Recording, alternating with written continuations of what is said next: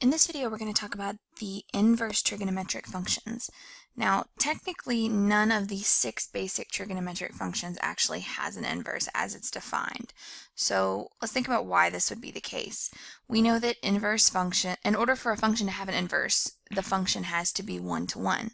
So if you're looking at, for example, the curve for sine of x, and this is just kind of a rough sketch of sine of x, you can see that it's definitely not one-to-one. It would fail the horizontal line test. If you're looking at cosine, it would be very similar, just a slightly different graph. If you were looking at the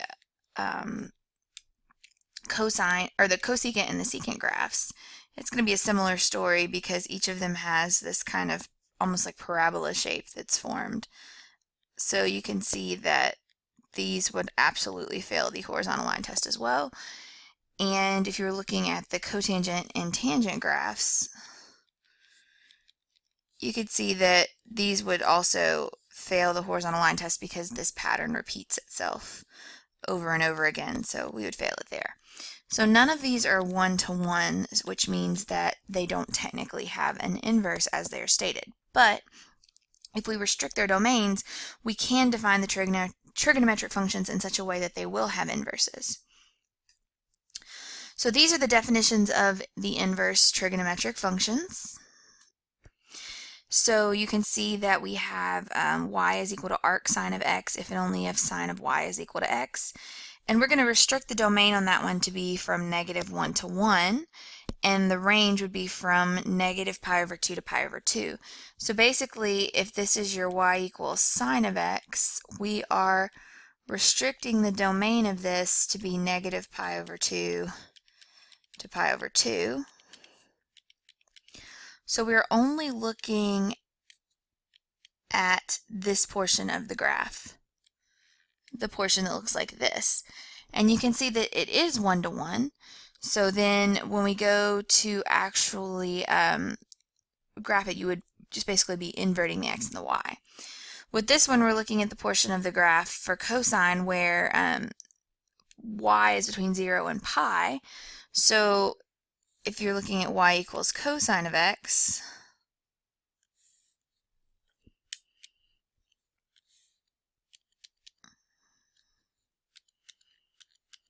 it's like you're looking at this portion of the graph. And you can see that that portion of the graph by itself is one-to-one. And we've similarly broken down the, this would be the domain of the trig function, and it becomes the range of the inverse trig function. So you can see that we have broken down all of these functions into segments of the domain that would provide a one-to-one function. Now all of these arc functions here answer the question, which angle gives me that sine, which angle gives me that cosine, so on and so forth. So you can fill in the blank with your trig function.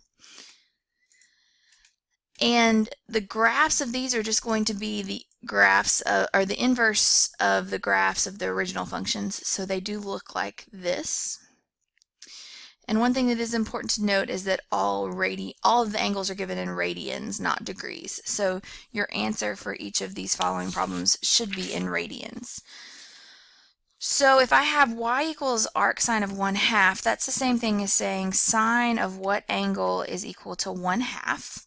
And you want to make sure that your angle that you choose is within the range here. So it's got to be an angle from -pi/2 to pi/2. Okay, so if I'm looking at this, I know that 1/2 in the sine comes from the 30, 60, 90 triangle, or the pi/6, pi/3, 90, or pi/3, pi/2 triangle. And I know that these are the sides of that triangle. So I know that sine of pi/6 equals 1/2. And remember, going back to your trig, you've got the idea that if you spell out a smart trig class, all of the trig functions are positive in this quadrant, sine and cosecant in this quadrant, tangent and cotangent here, and cosine and secant in this quadrant. And we're looking for, because this is arc sine, we know that it's got to be somewhere within this range right here because it's from -pi/2 to pi/2. So because the sine is positive, in this quadrant, the sign would be negative. We know that we have to be here, and so it is actually the angle pi over 6. So y is equal to pi over 6, and that would be my answer. If we want to find the arc cosine of negative 1/2, that's the same thing as saying cosine of what angle is equal to negative 1/2. So because arc cosine goes from 0 to pi, we know we're looking in those two quadrants, and then you can kind of overlay the A Smart Trig class letters to see which one we're going to be looking at. And again, I'm going to look at that 30, 60, 90 triangle because this is a 1/2, so same triangle to get the reference angle. And it looks like the cosine of pi over 3 is equal to positive 1/2. We want the cosine of cosine of our angle to be negative 1/2. So in order for cosine to be negative, we know we have to be in this quadrant, but we know that the reference angle has to be pi over 3. So this tells me that y is equal to pi minus pi over 3, because we're actually looking for this angle. So that's going to be 2 pi over 3. And then for the last one, we have y equals arctan of 1, so that's the same thing as saying tangent of y is equal to 1. And we know tangent uses the same range, basically, except for the pi over 2's and the 3 pi over 2 as sine does. So we're going to be looking in those two quadrants. And we want tangent to be positive, so that means it has to be in this quadrant, because in this quadrant, tangent would be negative. And the only one that's going to give me a ratio of 1 is if I have the 45, 45, 90, or the pi over 4, pi over 4, pi over 2. So tangent of pi over 4 is equal to 1. So this tells me y is equal to pi over 4, and it is in the first quadrant. So that is the one we're looking for. Now we can also approximate arc functions to 3 decimal places, or however many you're told to do, and the button on your calculator actually looks like this. This is what you're going to enter. So it's actually using the inverse notation. So make sure you're in radian mode. If you're not in radian mode, your answer will be in degrees and it will not be correct. You want to find the sine inverse of 0.4, and to 3 decimal places I get 0.412. So you can also approximate them this way. And this is in radians. It doesn't have a pi, but there's kind of a pi hidden in this number. So that would be how you would express your answer there. Some of the properties of inverse trigonometric functions that come from the fact that the sine and the arc sine and so on and so forth are inverses of each other. If x is between negative 1 and 1, and y is between negative pi over 2 and pi over 2, then the sine of the arc sine of x is equal to x, and the arc sine of the sine of y is equal to y. And you can do the same thing for the tangent and the secant. Similar properties are going to hold for the other inverse trigonometric functions. It just depends on whether or not you actually have the x's and y's in the same domain, or in the correct domain and range. So on the given domain and range, a trig function and its arc function are inverses of each other, and it's pretty simple to use those. Let's talk about solving equations that involve inverse trig functions. So if you wanted to solve the arctan of 2x minus 3 equals pi over 4, you could start by writing this as the tangent of pi over 4 equals 2x minus 3, and we know that the tangent of pi over 4 is 1. So I would add 3 to both sides and get 4 is equal to 2x, and then divide by 2 and get 2 is equal to x. You do want to check these just because of the potential domain problems. So I want to check that the arctan of 2 times 2 minus 3 is actually equal to pi over 4. So this would be the arctangent of 1, which is pi over 4. So we're good there. And with this next one, I would take the cosine of pi over 3 equal to 3x minus 1. And the cosine of pi over 3 is 1/2. So if I add 1 to both sides, I get 3 halves equals 3. x, and if I divide by 3, I get 1/2 equals x. And we can check this one as well. So the arc cosine of 3 times 1/2 minus 1 would be the arc cosine of 3/2 minus 1, which would be the arc cosine of 1/2, or pi over 3. So this one checks out as well. Another thing that you can do is use arc cosine, or use right triangles to find, for example, the cosine of y if you know that y is the arc sine of x, or to kind of convert back and forth between the different trigonometric functions. So given that y is equal to the arc sine of x, this means that sine of y is equal to x. And we could write x as x over 1. Now remember from your SOHCAHTOA rules that the sine is the opposite over the hypotenuse. So what this allows me to do, because we know that y is between 0 and pi over 2, so it's an acute angle, if this is y, I could write the opposite of this as x and the hypotenuse is 1.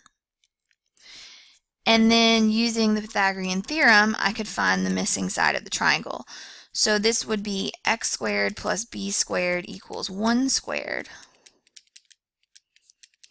So I'd get that b squared is 1 minus x squared, and b is equal to the square root of 1 minus x squared. So that would be the side here.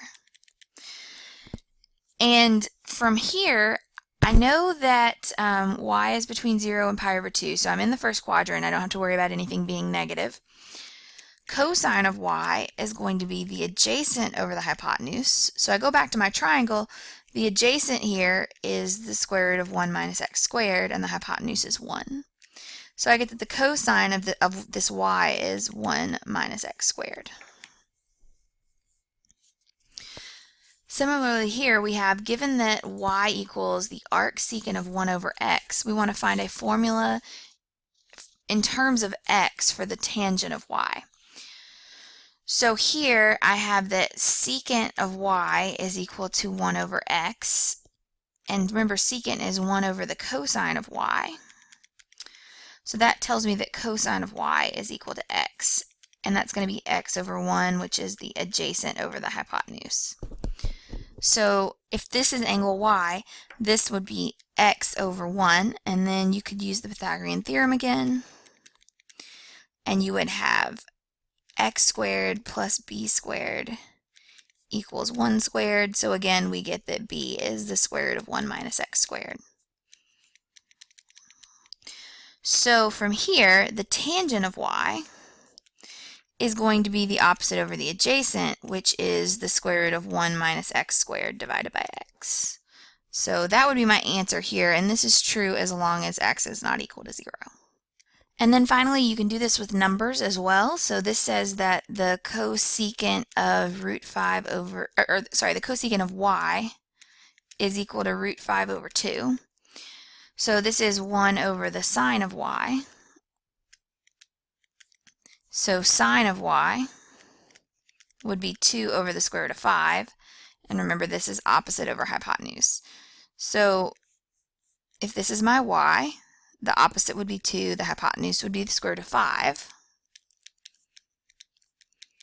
So we can figure out what the other side would have to be. That would be a squared plus 2 squared equals the square root of 5 squared. So I get a squared plus 4 equals 5. So that means a squared is 1. So a is 1. And if I want to find the cotangent of y, that's going to be the adjacent over the opposite, which is 1/2. Now you do want to be careful with these because you want to make sure that everything is in the quadrant that it's supposed to be in and all of that sort of stuff. So if you are given a negative number here, you might need to do some work on the domain and range of whatever the trig function is and figure out which quadrant it would need to be in. If it's a positive one, though, it's probably going to be in the first quadrant. So it's usually only when it's a negative that becomes an issue.